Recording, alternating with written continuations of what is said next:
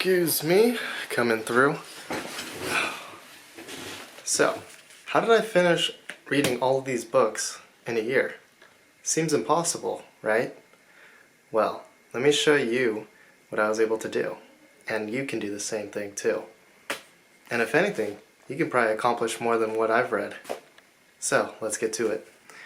The first one, when you have something you really enjoy reading, and also building a habit on, it makes reading much more enjoyable, and it makes it more easier, and it doesn't seem more like a hassle or homework. Rather, you're just doing it for fun. And the third step that actually helped me was gamification. Gamification is kind of like, say you're in a video game, and whenever you're in a video game, there's always a level up or a XP sort of system. And every time you reach a certain task or accomplishment, or you set a goal, then that's your quote-unquote level up, and that's how you gain experience. So I kind of use that as a way to make reading a little more enjoyable. So what I would do is I would have a goal.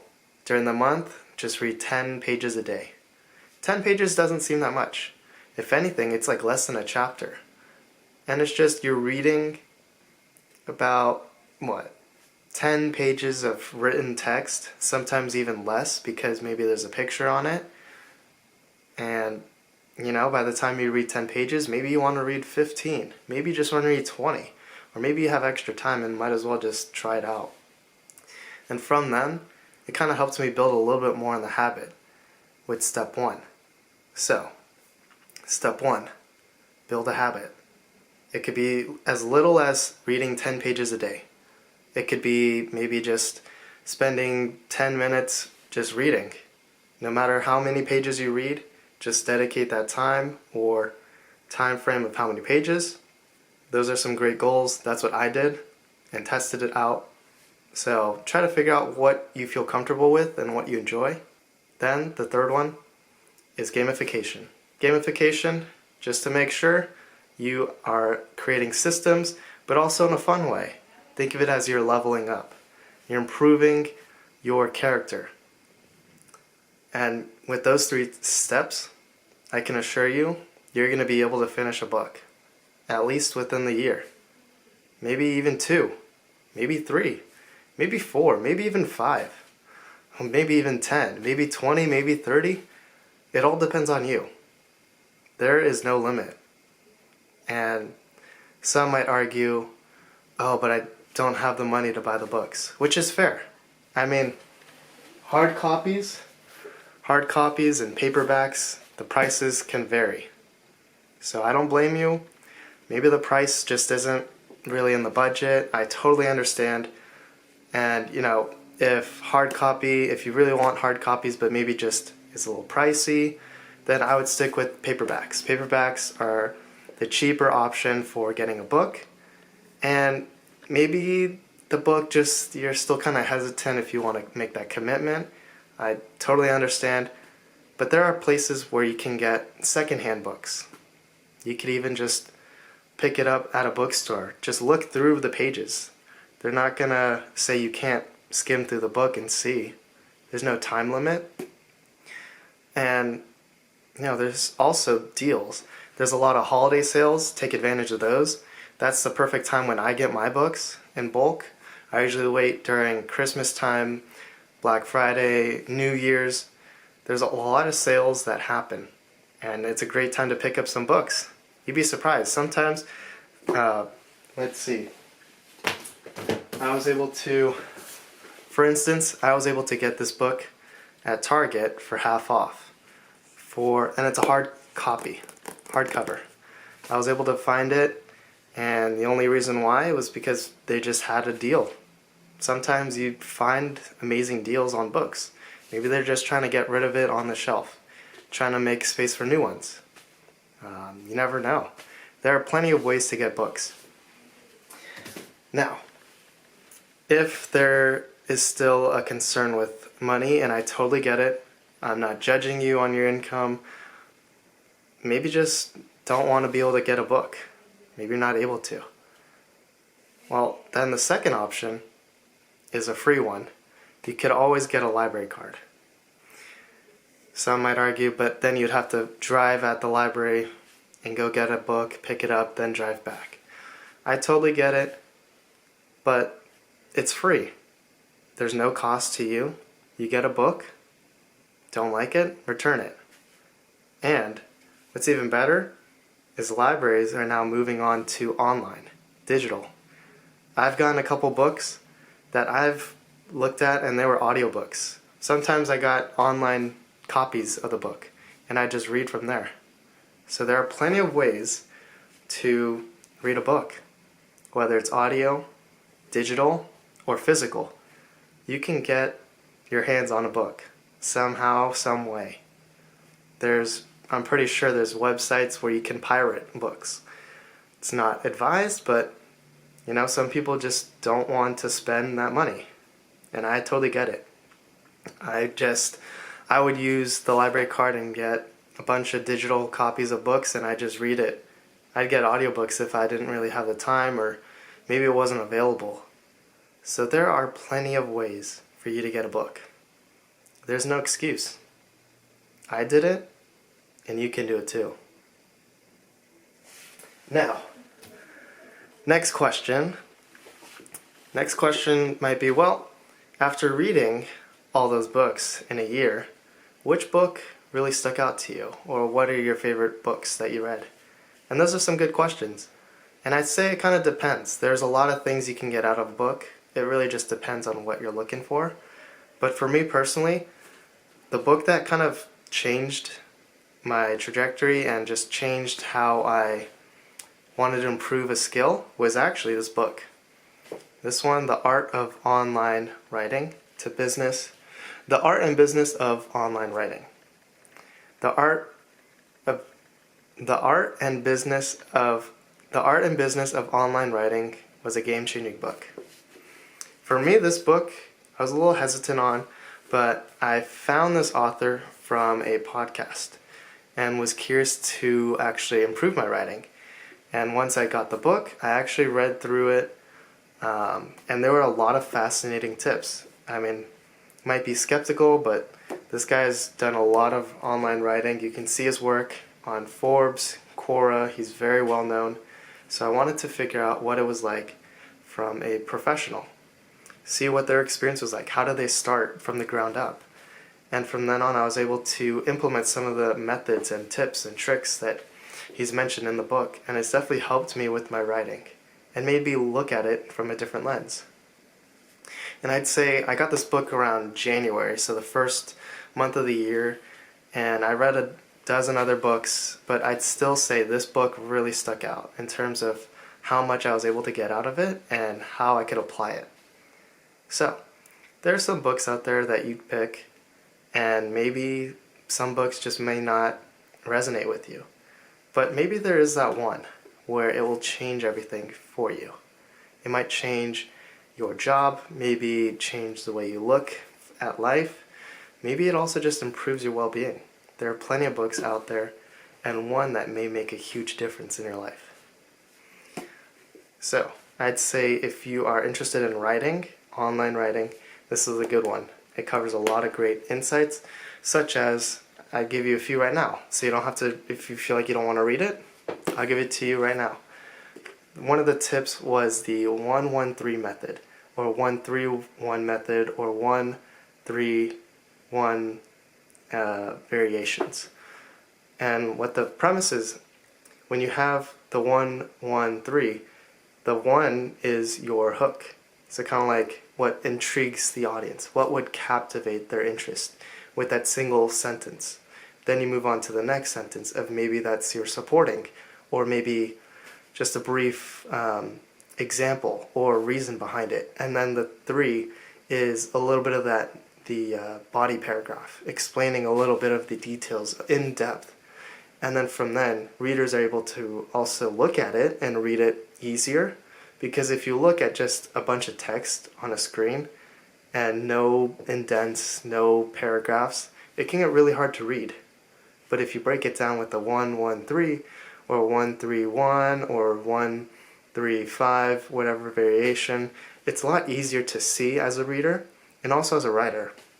You can also see how clear and concise it is, and it just makes it much more easier as a writer to kind of keep talking, explain more in depth, and also don't have to reiterate or feel redundant. Now, the second tip for this book would be to stop trying to write on a blog. I've made that mistake, and I think, why am I not getting traction? Well, because if you're writing at a blog from your own website, not many people are able to find it. Maybe you'll share it on Instagram or social media, other platforms, but you may not get that same attraction.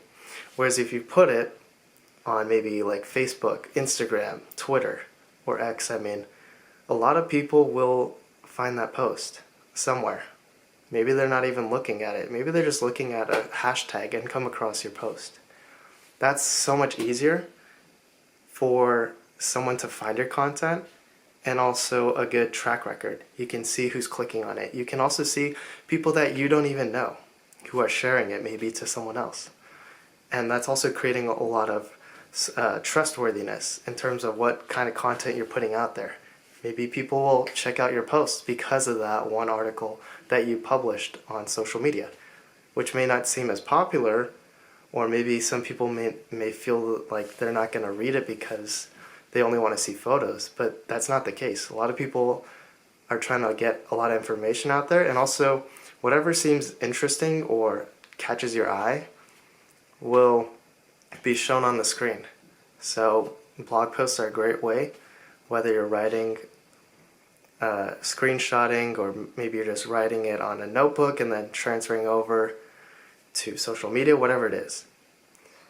And then the third thing is to make sure that you are providing value. When you're providing value, you don't want to bait the audience. You don't want to reel them in. Let's say you write 10 facts that will help you 10x your business, but then you don't even talk about those 10 points until later on in the article. Well, not only have you lost a lot of trust with the people, but also you're wasting their time. They want to go to that post because they want that information right then and there. So when you put it up front, they're going to be more inclined to look at what else you have in the article. If they feel like they got a lot of value immediately, then they also want to check out what is this person posting? Is it interesting? And what kind of insights do they have? Whereas if you're trying to bait them in, you're going to be having to take a longer time frame to build someone's trust with you. Whereas if you provide that feedback, they're going to immediately start trusting you, look at you more, and see you more as credible. So keep providing that value to the person right then and there. Don't play games with them. You don't want to be playing games with your friends, your family, so why should you be doing that to the audience? And I'd say there's plenty of other tips and tricks you can get on this book. I'm not a sponsor. I'm just passionate about it because it actually changed my writing and has improved. I'm still learning, but it's part of the process. If I didn't read this, my writing would not have improved at all. I would have just wrote the same thing over and over and felt like nothing's changing, and then maybe I would have got discouraged. So, you're going to find that book. The book that maybe would resonate just like this book resonated with me. Maybe it's something similar. Maybe it's something drastic. You know, there are plenty of books out there. And all the books that I've read aren't just about writing. This is just one of them. In fact, I've got a couple psychology books, self-help, to help in terms of well-being. I just want to be more self-aware with myself and my emotions and how I'm interacting with people. So I got those books. I got some books on that topic. And then there's some interesting books like The Undoing Project, or, you know, How Highly Effective People Speak, trying to build communication, and also trying to see people's experiences and how they were able to learn from it. Those kind of books. You know, we got this one, The Greatest Mindset, a good way to help in terms of what is my self-talk looking like. how am I able to overcome uncertainty or adversity? Then you have, which is like kind of random, but kind of psychology, it's brain beliefs. I got this from a secondhand store. So the book originally retailed for about $20-ish, and I was able to get this for $8 because it was used, quote unquote used, because somebody bought the book and then they probably read it, but they just returned it to a secondhand, or they just, traded it for credit or for cash. And because it's secondhand, they're gonna reduce the price of the original cost of the book. And I found this book, and this is like a nice clean copy. There is nothing wrong with the pages at all. So you're able to find deals like that, where people have already read it, and they're just trying to get rid of it now. And then, we got some business books. These ones are pretty cool. Definitely interesting to learn about startups from well-known people that have already got the experience in the startup world. This one, very good experience as what it's like to be a CEO and leading a very big company, and also what it was like for them in terms of their experiences during that time. Then, you've got a lot of communication books in terms of how to talk to people in a friendly manner, trying to avoid any conflicts or any hard topics, but also just navigating through them when it does happen. Those are some books that were really interesting. Then this one, if you want to improve your habits or just want to figure out a way to change your routines, this one I got from a gift. And then, you got a storytelling book. So this one was actually really insightful because I do want to be a better speaker, communicator. And why not learn from somebody who has experience in public speaking and has won multiple competitions? So I figured I'd learn something, a thing or two from it. And it's not even like, it's more of a communication book, kind of, yeah. Then you got some interesting ones. You got child development, in terms of like how do children develop in terms of like psychologically, physically, emotionally, that sort of stuff. Then you got a book about grit. How do people overcome, and how do they have that resolve of being able to push through despite hard circumstances. Number 2 is find a topic that you enjoy reading. For me, it's a lot about self-improvement, nonfiction books, psychology books, so anything business, psychology, self-help, self-improvement, those kind of books were interesting to me. And, maybe for you it might be fantasy, maybe it'll be fiction, maybe a bibliography, autobiography. Whatever it is, everybody has a topic that they're interested in. So I'd say start from there and kind of expand slowly. You'd be surprised. And from then on, that book changed everything. It changed my trajectory and also changed how I view my mindset and in terms of growth and learning. So now, ever since I read that book, I've actually enjoyed reading. And it took some time. I didn't go from 0 books to 24 books in the span of a year. It actually took some time. Following the 2023, 2022, and 2021, I actually started in 2021. And from there, I started reading a little bit more in the next year, then the next year. In fact, I'll probably show it somewhere in the video of the screenshots that I've taken. You'll notice what I've read throughout the years, and then you'll see where I'm at right now.